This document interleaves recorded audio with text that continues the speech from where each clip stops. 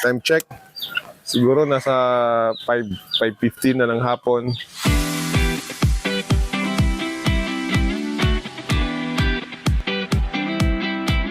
Yes, what's up mga buboys? Dito ulit tayo sa ating backyard. Ganito yung mga eksena natin everyday, no? Na pag after office, nagmamadali tayong umuwi kasi may nag-aantay sa ating mga nokis, no? Iba, nag-aalaga sila ng mga aso. Ito para sa atin naman, ito yung ating pinaka source ng ating strength, yung ating reliever ng buong maghapong nakatrabaho, di ba? Kung pagdating mo dito, makita mo silang tumatakbo-takbo ng ganyan, ay nako talaga naman. I'm sure experience din yan. Na nakakawala talaga ng pagod, ano? Yun ang advantage ng bahay mo, katabi lang yung backyard.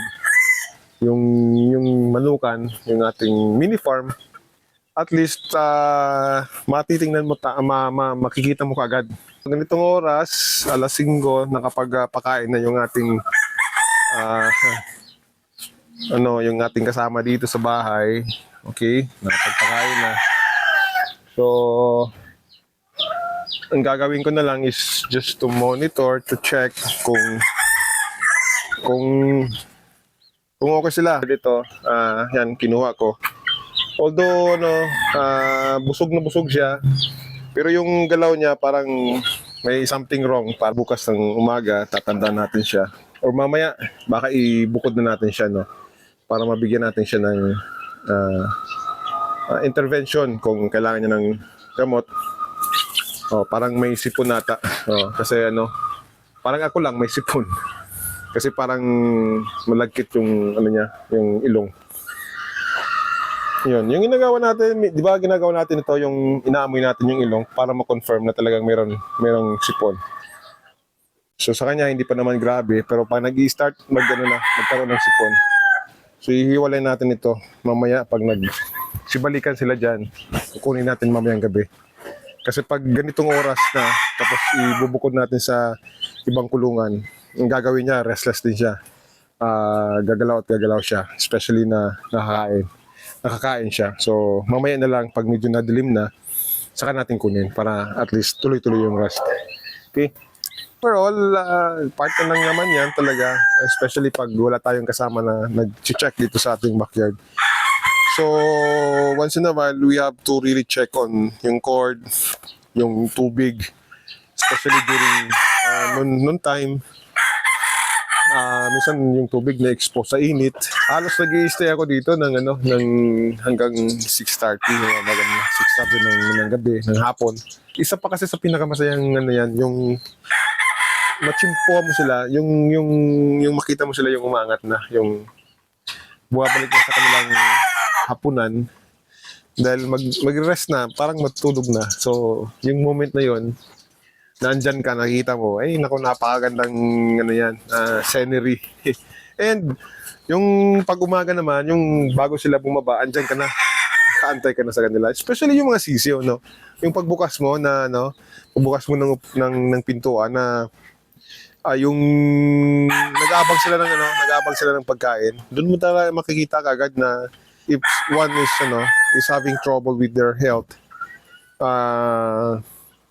Tapos umaga pagbukas mo ng pinto hindi sumasabay, ay malaking symptoms na yan na kailangan mo i-check.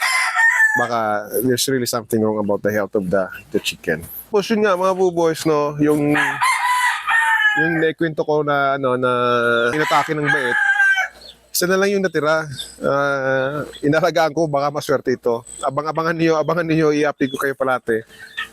Kasi nag-iisang sisiw na lang siya mga buboys, andyan, binalik ko. Pero pag nilalagay ko dito sa labas na brooder, pero pag gabi, nilalagay ko siya sa box.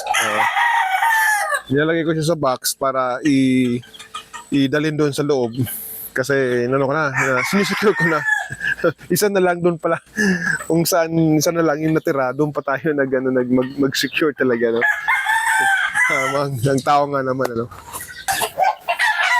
Tapos din tayo, nagsasalang din tayo ng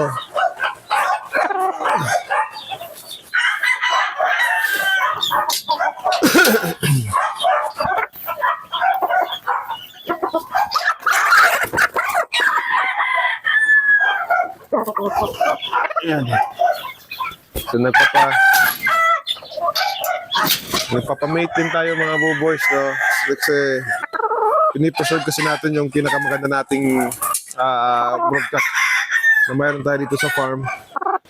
So halos lahat ng ating mga pullet sa brood hen, sa kanya natin siya pinipair. Yun ang ating golden boy ng Red Game Farm. So ano yan, 3, 4, 5, 6.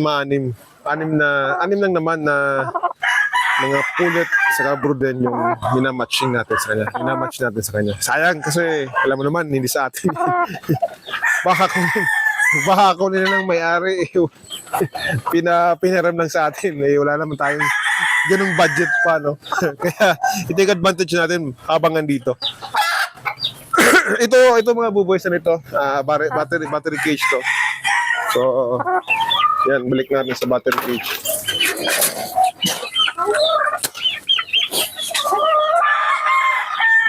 Tapos ito nga pala mga buboys, no?